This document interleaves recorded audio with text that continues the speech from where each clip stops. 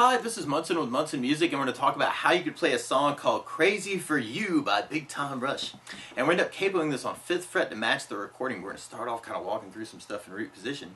And we're going to start on a G major chord. And when we play G major, first finger gives the A string on the 2nd fret, second finger on the low E string on the 3rd fret, and third finger on the high E string on the 3rd fret. And if you strum all those together, that sounds a G major chord, and it sounds really, really happy. Now you may also want to think about kind of putting the 3rd finger on the B string 3rd fret, pinky on the high E string 3rd fret. And if you strum all those together, that's another way you can play your G major. And then from the G, on our main verse chorus, we're going to be going to a D major chord. When we play D major, first finger gives the G string 2nd fret, second finger on the high E 2nd fret, and third finger on the B string on the 3rd fret. And if you strum the D string to the high E string, that sounds a D major chord, and it sounds really happy. And in the bass line there, you will kind of hear the low E string on the 2nd fret kind of coming out of that. And then if you put those together, actually you could use your thumb to kind of cover that. That would be something called D slash F sharp. Or D with an F sharp in the bass. Another possibility for that, we do in first finger on the low E string 2nd fret, second finger on the G string 2nd fret, third finger on the B string 3rd fret, and the pinky on the high E string 3rd fret. And if you strum all those together, that sounds something called D sus slash F sharp. So you're going to kind of think about using that through that part of the song. And then from the D, we're going to be going to an F major chord. And if you know the bar F major, we'll talk about an easier one too. You do your first finger across the entire 1st fret, second finger on the G string 2nd fret, third finger on the A string 3rd fret, and the pinky on the D string 3rd fret. And if you strum all those together, that sounds an F major chord, and it sounds really happy. Now you could also think about using something called F major 7. We play F major 7. First finger goes to the B on the 1st fret, second finger on the G string 2nd fret, and third finger on the D string 3rd fret. And if you strum the D string to the high string, that sounds an F major 7. So you may want to think about using that through the song. And another possibility would be something called F major 13, where you do the first finger on the G string 2nd fret, second finger on the D string 3rd fret, third finger on the B string 3rd fret, and the pinky on the high E string 3rd fret. And if you strum the D string to the high E string, that sounds an F major 13, which can be very, very hit too. And then from there, we're going to be going to a C major chord. When we play C major, first finger goes to the B string on the 1st fret, second finger on the D string 2nd fret, and third finger on the A string on the 3rd fret. And if you strum the A string to the high E string, that sounds a C major chord, and it sounds really happy. Now you may also want to think about something called a C major 9, where you do your first finger on the D string 2nd fret, second finger on the A string 3rd fret, third finger on the B string 3rd fret, and the pinky on the high E string 3rd fret. And if you strum the A string to the high E string, that sounds a C major 9. So you want to think about that too, because then you could kind of leave that 3 and 4 down almost through the whole song if you were kind of digging on those voices. Now through the intro and through this tune, most of the guitar part is kind of this rest down idea. So if you try that, this is a little weird, but you can do G and kind of do a rest, or think of, oh, don't play, and then do a down, and then kind of kill the strings, and then wait, and then do another down. So on those chords, you'd have the G, down, G, down, G, down, G, down, kind of working down killets.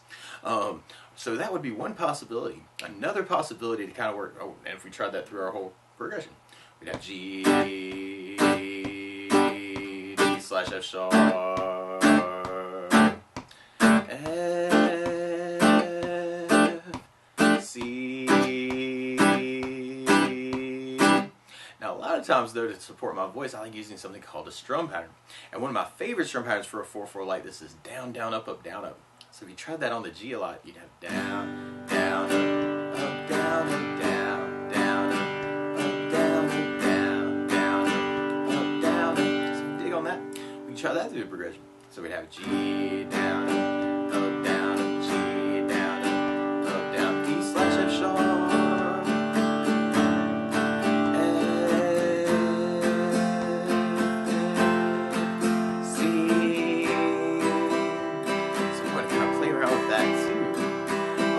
Something else that I like to add to a song like this too is bass notes, and a lot of times on the first down of the down, down, up, down, up, you can throw in a bass for the chord too. So on the G, you'd have the low E for the bass.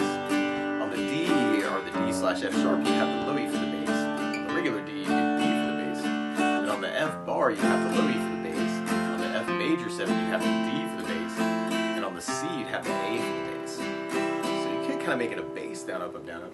and have G with the bass, down, up, down, G with the bass, down, up, down, D slash F sharp, D slash F sharp, F bass, down, up, down, F with the bass, down, up, down, C with an A bass, C with an A bass. Or another possibility would be doing something called reggae feel. This is kind of putting the bass part and the guitar part together, which can be very hip. Is on the G chord, you can do kind of a bass and then a down up and kill it, and then a note down and then kind of kill it. So you'd have G with low E bass, G with low E bass, down up, kill it, down, kill it.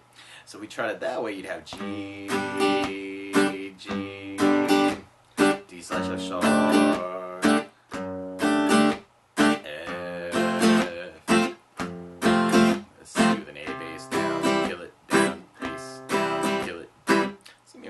too.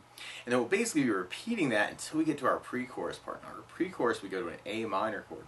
And then we play A minor. First finger goes to the B on the first fret, second finger on the D string second fret, and the third finger on the G string on the second fret. And if you strum all those together, that sounds an A minor chord, and it sounds really sad. Now, another possibility would be doing something called A7 sus, if you're kind of digging on leaving the 3 and 4 down, where you could do first finger on the D string second fret, second finger on the G string second fret, third finger on the B string on the third fret, and the pinky on the high E string on the third fret. And if you strum the A string to the high E string, that sounds an A7 sus. And you want to think about using that if you're kind of digging on that. And then from the A minor, we're going to be going to a G major chord, and then another G major. And then there's this cool little accent on the D where you can do kind of a rest, down, down, up, down, up, down, and then kind of kill the strings. So that's down, down, up, down, up, down, kill it. Rest, down, up, down, up, down, kill it. That kind of idea. So if we tried our pre-chorus with our strum pattern, we have A minor, down, up, down, up, A minor, down, up, G, down, up, down, up, G, down, up, B, down, up, down, on the pre-chorus part. And basically we would just be repeating that going back to kind of our verse chorus. Now the weird part is to play along with Big Time Rush, instead of starting on a G chord, they're starting on a C major chord. So to play along with the recording, what you want to do is take a capo, and you put the capo on 5th fret. Now your G major is really a C major chord, your D major is really a G major chord, your F is really a B flat major chord, and your C is really an F major chord. So you could kind of kick it off with kind of just the down, down, up, if you're digging on that. Just that G, down, up, down, up, G, down, up, down, up, D slash F sharp, D slash F sharp, F, C, C. Or you can kind of work that rest down idea and have G, G, D, D,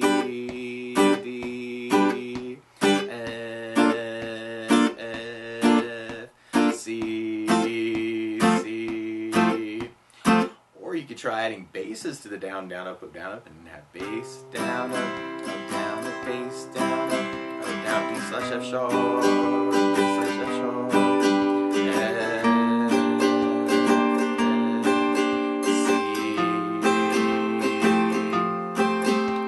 Or you could try that reggae feel and have the G with a bass, down, up, down, G, D slash F sharp,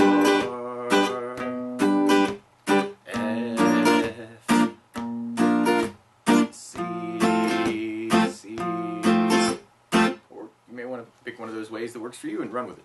And then from there we'll be going into our pre-chorus part.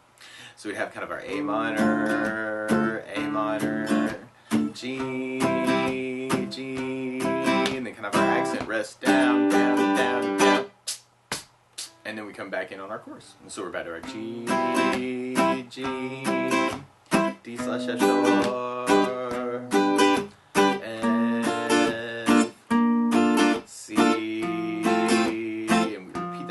for the chorus, and then we come back in on our verse, which is that same progression. Now another strum pattern I would think about adding to the song though is something called a 16th note strum pattern. This is following the drum part, not the guitar part. But a lot of times I like following the drum part for the strum pattern. So what you could do is right now we're kind of dividing our beat into 2 parts with our down, down, up, down, up. 1, 2, 1, 2, and that's called an 8th note. What a 16th note is where you divide that foot tap into 4 parts. 1, 2, 3, 4, 1, 2, 3, 4. And one of my favorite 16th note strum patterns is a long down, down, down, up, up, down, down, down. And what I mean by that is if you take the G and do a down for 4, 1, 2, 3, 4, 1, 2, 3, 4, 1, 2, 3, 4. That's what you do on the first beat.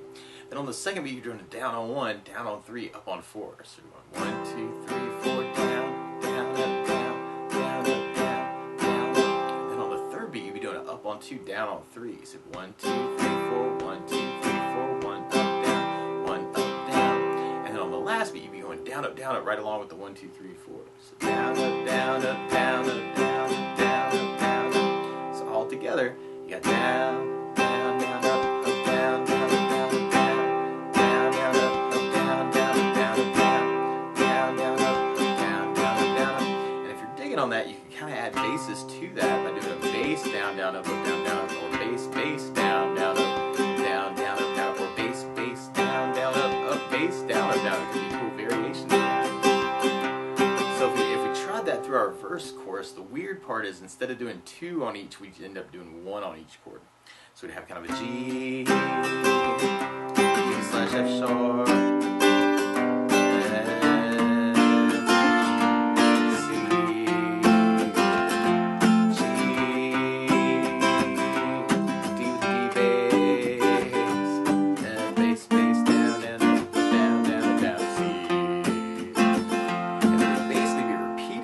we get to our pre-chorus. We try our pre-chorus that way. You'd have the A minor with the whole pattern, and then the G with the whole pattern. And then you can kind of keep your D accents. And then we'd come back in on our bridge part, which is like our verse and our chorus. So we'd have our G. But what you may want to do is actually take a little bit of all these different ideas, and it could be very cool to kind of take these and kind of mix it up that way. So you can even kind of switch between the parts and have kind of something really cool. It might be kind of a cool thing to kind of play around with, kind of mixing up the styles of the strum patterns. Or if you know the licks around these chords, feel free to kind of make the tune your own. But that's the basics of how you can strum through Crazy for You by Big Time Rush. So good luck!